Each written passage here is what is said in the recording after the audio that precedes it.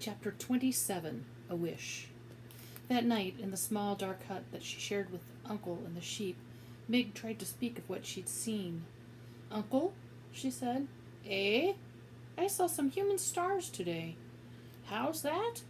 I saw them all glittering and glowing, and there was a little princess wearing her little crown and riding on a little white tippy-toed horse. What are you on about? Said Uncle. I saw a king and a queen and an itty-bitty princess, shouted Mig. So? Shouted Uncle back. I would like, said Mig shyly. I wish to be one of them princesses. Har, laughed Uncle. Har, and an ugly dumb thing like you? You ain't even worth the enormous lot I paid for you. Don't I wish every night I had back that good hen and that red tablecloth in place of you? He did not wait for Mig to guess the answer to this question. I do, he said. I wish it every night. That tablecloth was the color of blood. That hen could lay eggs like nobody's business. I want to be a princess, said Mig. I want to wear a crown. A crown, Uncle laughed. She wants to wear a crown. He laughed harder. He took an empty kettle and put it on top of his head. Look at me, he said. I'm a king. See my crown? I'm a king just like I always wanted to be. I'm a king because I want to be one.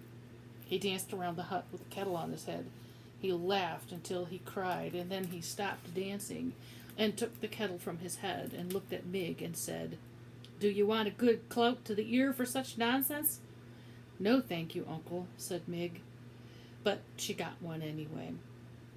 Look here, said Uncle after the cloud had been delivered. We will hear no more talk of princesses. Besides, whoever asked you what you wanted in this world, girl? The answer to that question, reader, as we well know, was absolutely no one. Chapter 28, To the Castle. Years passed.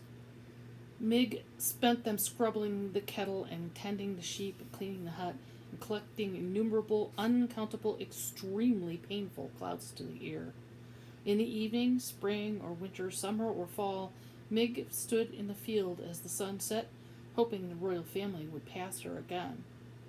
Gore, I would like to see what little princess another time, wouldn't I? And her little pony, too, with his tippy-toed feet. This hope, this wish that she would see the princess again, was lodged deep in Mig's heart. Lodged firmly right next to it was the hope that she, Miggery Sow, would someday become a princess herself. The first of Mig's wishes was granted in a roundabout way when King Philip outlawed soup. The king's men were sent out to deliver the grim news and to collect from the people of the kingdom of Dor their kettles, their spoons, and their bowls.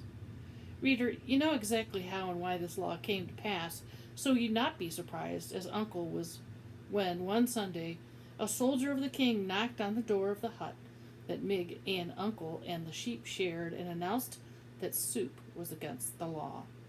How's that? Said Uncle. By royal order of King Philip, repeated the soldier, I am sent to tell you that soup has been outlawed in the kingdom of Dor. You will, by order of the king, never again consume soup. Nor will you think of it or talk about it, and I, as one of your king's loyal servants, am here to take from you your spoons, your kettle, and your bowls. But that can't be, said Uncle. Nevertheless, it is. What'll we eat, and what'll we eat it with? Cake, suggested the soldier, with a fork. And wouldn't that be lovely, said Uncle, if we could afford to eat cake? The soldier shrugged. I'm only doing my duty. Please, hand over your spoons, your bowls, and your kettle. Uncle grabbed hold of his beard. He let go of his beard and grabbed the hair on his head. Unbelievable, he shouted. I suppose next the king will be wanting my sheep and my girl, seeing as those are the only possessions I have left. Do you own a girl? Said the soldier. I do, said the uncle, a worthless one, but still she is mine. Ah, said the soldier, that, I am afraid, is against the law, too. No human may own another in the kingdom of Dor.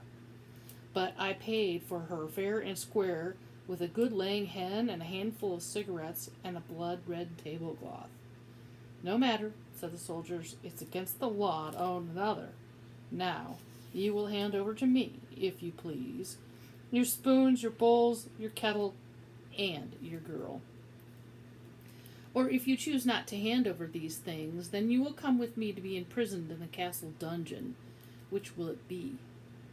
And that is how Miggery Sow came to be sitting in a wagon full of soup-related items next to a soldier of the king. Do you have parents? Said the soldier. I'll return you to them. Eh? A ma? Shouted the soldier. Dead, said Mig. Your pa? Shouted the soldier. I ain't seen him since he sold me. Right. I'll take you to the castle then. Gore, said Mig, looking around the wagon in confusion. You want me to paddle? To the castle, shouted the soldier. I'll take you to the castle. The castle? Where that itty-bitty princess lives? That's right. Gore, said Mig. I aim to be a princess too some day. That's a fine dream, said the soldier. He clucked to the horse and tapped the reins, and off they took. I'm happy to be going, said Mig, putting a hand up and gently touching one of her cauliflower ears. Might just as well be happy, seeing as it doesn't make a difference to anyone. If you are or not, said the soldier. We will take you to the castle, and they will set you up fine. You no longer will be a slave. You will be a paid servant. Eh? Said Mig. You'll be a servant, shouted the soldier, not a slave. Gore, said Mig, satisfied. A servant I'll be, not a slave. She was 12 years old.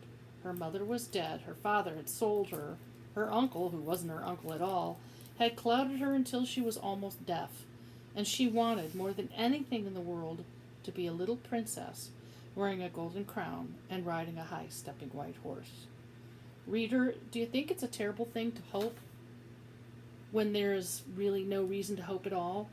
Or is it, as the soldier said about happiness, something that you might just as well do, since in the end it really makes no difference to anyone but you? And that is the end of a couple of chapters here. Next chapter will be chapter 29.